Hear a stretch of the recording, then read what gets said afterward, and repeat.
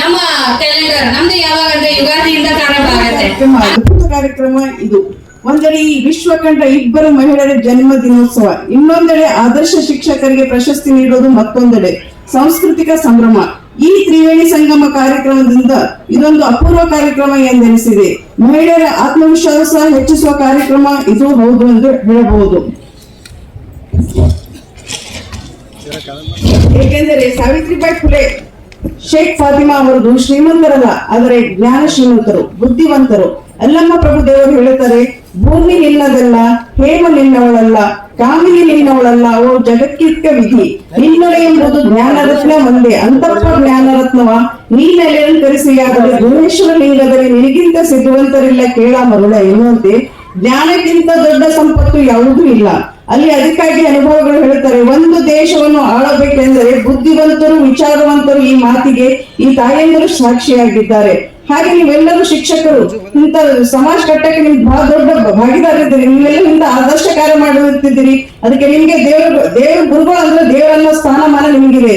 ಅದಕ್ಕೆ ನೀವು ಗುರು ಬ್ರಹ್ಮ, ಗುರು ವಿಷ್ಣು, ಗುರು ದೇವ ಮಹೇಶ್ವರ, ಗುರು ಸಾಕ್ಷಾತ್ ಪರಬ್ರಹ್ಮ ತಸ್ಮೈ ಶ್ರೀ ಗುರುವೇ ನಮಃ ಅಂತ ಈ ಎಲ್ಲ ಗುರುಗಳು ಮುಂದಿನ ಇವತ್ತಿನ ದೇಶ ಮತ್ತು ಸಮಾಜ ಕಟ್ಟುವ ಭಾಗಿ ನಿಮ್ ಕಡೆ ಇದೆ, ಕೈಯಲ್ಲಿದ್ದಾರೆ. ಅವರನ್ನು ರೂಪಿಸುವ, ದೇಶ ಕಟ್ಟುವ ಭಾರ ನಿಮ್ಮ ತಲೆ ಮೇಲಿದೆ. ಅದಕ್ಕೆ ನಿಮ್ ದೇವಸ್ಥಾನ ಇದೆ. ನೀವು ಜೀವನ ಮತ್ತು ದೇಶ ಸಮಾಜ ಕಟ್ಟುವ ಹೊಣೆ ನಿಮ್ಮಲ್ಲಿದೆ. ತಾವೆಲ್ಲರೂ ಬಹಳ ಪ್ರಶಸ್ತಿಯಾಗಿ ಈ ಸಂಘಟನೆ ಮುಖಾಂತರ ಬಹಳ ಒಳ್ಳೆ ರೀತಿಯ ಕಾರ್ಯಕ್ರಮ ಮಾಡ್ತಾ ಇದ್ದೀರಿ. ತಾವೆಲ್ಲ ಜಾಗೃತರಾಗಿ ಸಣ್ಣ ಸಣ್ಣ ಮಕ್ಕಳ ಬಲ್ಲಿರೋ ಪ್ರತಿಭೆಯನ್ನು ಗುರುತಿಸಿ ಅವರಿಗೆ ಅಳಿಸುವಂತ ಕಾರ್ಯ ಮಾಡುತ್ತಿದ್ದಾರೆ. ಮಾಡಿದ್ದಾರೆ ಸ್ಕೂಪ್ಸ್ ಪ್ರವರ್ತಕರು ಮತ್ತು ಸಮಸ್ತ ಪದಾಧಿಕಾರಿಗಳು, ಜಿಲ್ಲಾಧ್ಯಕ್ಷರು ಮತ್ತು ಪದಾಧಿಕಾರಿಗಳು, ವಿಶೇಷವಾಗಿ ರಾಜ್ಯ ಘಟಕದ ಅಧ್ಯಕ್ಷರಾದ ಸಂಸ್ಥಾಪಕರಾದ ಗುರುಪಾಲ್ ಕೋರ್ನೂರ್ ಅಣ್ಣವರೇ, ರಾಜ್ಯ ಪ್ರಧಾನ ಕಾರ್ಯದರ್ಶಿ ವೆಂಕಟರೆಡ್ಡಿ ಸಿ ಕರಡಿಯಣ್ಣವರೇ, ರಾಜ್ಯ ಕೋಶಾಧ್ಯಕ್ಷರು ಜಾಕೀರ್ ಹುಸೇನ್ ಕಪ್ನೂರ್ ಅಣ್ಣವರೇ, ಸ್ಕೂಪ್ಸ್ ಮಹಿಳಾ ರಾಜ್ಯ ಪದಾಧಿಕಾರಿಗಳು ಸಹೋದರಿ ಜಯಶೀಲಾ ಬಿರಾದರ್, ಸಹೋದರಿ ಶರಣಮ್ಮ ಜಮಾದಾರ್, ಸಹೋದರಿ ಸುರೇಖಾ ಜೇವರ್ಗಿ ಮತ್ತು ಇಲ್ಲಿ ಎಲ್ಲರೂ ಪ್ರಶಸ್ತಿ ಪಡೆಯುತ್ತಿರುವ ಎಲ್ಲ ಬಾಂಧವರಿಗೂ ಬಹಳ ಆನಂದದ ಮತ್ತು ಒಳ್ಳೆ ಒಂದು ಪ್ಲಾಟ್ಫಾರ್ಮ್ ಸಿಕ್ಕಿದೆ ತಮ್ಮೆಲ್ಲರಿಗೂ ಅಂತ ಹೇಳ್ಬೋದು. ಅಣ್ಣವ್ರು ಬಹಳ ಒಳ್ಳೆ ಕಾರ್ಯಕ್ರಮ ಮಾಡುತ್ತಿದ್ದಾರೆ. ಎಲ್ಲ ಮಕ್ಕಳಿಗೆ ಅವರಲ್ಲಿರೋ ಪ್ರತಿಭೆಯನ್ನು ಗುರುತಿಸಿ ಅವರಿಗೆ ಅರಳಿಸಿ ಬಹಳ ಮುಂದೆ ತರಬೇಕನ್ನೋದು ಒಂದು ಒಳ್ಳೆ ಉದ್ದೇಶದಿಂದ ಈ ಕಾರ್ಯಕ್ರಮ ಮಾಡ್ತಾ ಇದ್ದಾರೆ. ಅವರ ಈ ಕಾರ್ಯಕ್ರಮದ ಮುಖ್ಯ ಕೇಂದ್ರ ಬಿಂದು ಮೂವರು ಡಾಕ್ಟರ್ ಸರ್ವಪಳ್ಳಿ ರಾಧಾಕೃಷ್ಣ ಅವರು, ಆಮೇಲೆ ನಮ್ಮ ಸಾವಿತ್ರಿಬಾಯಿ ಫುಲೆ ಅವರು ಮತ್ತು ಫಾತಿಮಾ ಶೇಖ್ ಅವರು.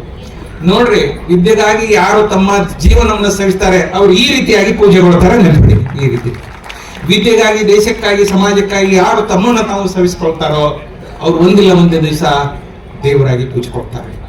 ಸ್ವಾಮಿ ವಿವೇಕಾನಂದರ ಒಂದು ಕಡೆ ಹೇಳಿದ ಮಾತನ್ನ ನೆನ್ಪು ಮಾಡ್ಕೊಡ್ತೀನಿ. ದಯವಿಟ್ಟು ಲಕ್ಷ ಕೊಟ್ಕೊಳ್ರಿ, ಯಾರು ಜೀವಂತಿದ್ದಾರೆ ಜಗತ್ತಿನಲ್ಲಿ, ಯಾರು ನಾವೆಲ್ಲ ಉಸಿರಾಡೋರು ಜೀವಂತ ಉಸಿರಾಡ್ತೀವತ್ತು ಅಷ್ಟೇ ಜೀವಂತ ಅನ್ನಕ್ಕಾಗಿಲ್ಲ. ನಿಜವಾಗಿ ಯಾರು ಜೀವಂತರು ಅಂತ ಸ್ವಾಮಿ ವಿವೇಕಾನಂದ ಹೇಳ್ತಾರೆ, those who are living for others are alive, rest are almost dead. ಯಾರು ದೇಶಕ್ಕಾಗಿ, ಸಮಾಜಕ್ಕಾಗಿ, ಧರ್ಮಕ್ಕಾಗಿ, ಬಡವರಿಗಾಗಿ ಬದುಕ್ತಾ ಇದ್ದಾರೆ ಅವರು ಮಾತ್ರ ಜೀವಂತಿದ್ದಾರೆ. ಇನ್ನುಳಿದವಿದ್ದು ಇನ್ನೊಮ್ಮೆ ಲಕ್ಷ ಕೇಳಿ, ಯಾರು ದೇಶಕ್ಕಾಗಿ, ಧರ್ಮಕ್ಕಾಗಿ, ಬಡವರಿಗಾಗಿ, ಸಮಾಜಕ್ಕಾಗಿ, ದೇಶಕ್ಕಾಗಿ ದುಡಿತಾ ಇದ್ದಾರೋ ಅವರು ಮಾತ್ರ ಜೀವಂತಿದ್ದಾರೆ. ಹಾಗೆ ನಮ್ಮ ಸಮಾಜಕ್ಕಾಗಿ ವಿದ್ಯಾರ್ಥಿಗಳನ್ನ ನೀಡ್ತಕ್ಕಂಥ, ದೇಶಕ್ಕಾಗಿ, ಜಗತ್ತಿಗೆ ಮಕ್ಕಳನ್ನು, ವಿದ್ಯಾರ್ಥಿಗಳನ್ನ, ಜ್ಞಾನದ ಶಿಶುಗಳನ್ನು ನೀಡ್ತಕ್ಕಂಥ ತಮ್ಮೆಲ್ಲರಿಗೂ ಮತ್ತೊಮ್ಮೆ ನನ್ನ ಕೈ ಮುಗಿದು ಶರಣಾರ್ಥಿಗಳು. ಮಾಂಸದ ಮುದ್ದೆ ಆಗಿರ್ತಕ್ಕಂಥ ಒಬ್ಬ ಮಗುವನ್ನ ಇವತ್ತು ನಾವೆಲ್ಲರೂ ಇಲ್ಲಿ ಕುಳಿತು ಮಾತನಾಡ್ತಾ ಇದ್ದೀವಿ, ನೀವು ಕುಳಿತ ಕೇಳ್ತಾ ಇದ್ದೀರಿ. ಇಷ್ಟೆಲ್ಲ ನಗನಾಗ್ತಾ ನಾವು ಈ ಸಮಾರಂಭದಲ್ಲಿ ಭಾಗವಹಿಸಬೇಕಾದ್ರೆ ನಮಗೆ ಯಾರು ಅಕ್ಷರ ಕಲಿಸಿದರೋ, ಯಾರು ನಮಗೆ ಜ್ಞಾನದ ಬೀಜನ ನಮ್ಮ ಹೃದಯದಲ್ಲಿ ಬಿತ್ತಿದರೋ ಅವರು ನಮಗೆ ಸದಾ ಪೂಜನೀಯರು, ಸದಾ ಪೂಜನೀಯರು. ನೆನಪಿರ್ಲಿ, ಇಲ್ಲದಿದ್ದರೆ ನಾವು ಇಲ್ಲಿ ಕುಳಿತು ಮಾತಾಡ್ಲಿಕ್ಕೆ ಆಗ್ತಿರ್ಲಿಲ್ಲ, ನೀವು ಕೇಳಲಿಕ್ಕೂ ಆಗ್ತಿರ್ಲಿಲ್ಲ. ದಯವಿಟ್ಟು ಲಕ್ಷ ಒಟ್ಟು ಕೇಳಿ. ಇಲ್ಲಿ ಅನೇಕ ವಿದ್ಯಾಸಂಸ್ಥೆಯ ಅನೇಕ ಹಿರಿಯರು ಇಲ್ಲಿ ಕುಳಿತಿದ್ದಾರೆ, ಮಾತೋತ್ಸವರು, ಅನೇಕ ಶಿಕ್ಷಣ ಸಂಸ್ಥೆಗಳು ನಡೆಸೋರಿದ್ದಾರೆ. ಹೇಗೆ ಅಮ್ಮ ಅವರು, ದಕ್ಷಿಣ ಅಮ್ಮ ಅವರು ಮಾಡ್ತಾರೆ, ಹಾಗೆ ವೇದಿಕೆ ಮೇಲೆ ಅನೇಕ ಶಿಕ್ಷಣ ಸಂಸ್ಥೆಯ ಚೇರ್ಮನ್ ಇಲ್ಲಿ ಬಂದು ಕುಳಿತಿದ್ದಾರೆ. ನಿಮ್ಗೆ ಗೊತ್ತಿರ್ಲಿ, ಈ ಒಂದು ವಿದ್ಯೆ ಅದು ಒಂದೇ ನಮ್ಮ ಆಸ್ತಿ, ಉಳಿದಿದ್ದೆಲ್ಲ ಜಾಸ್ತಿ. ಎಲ್ಲ ಕಸದ ಬಿಡ್ತಾರೆ.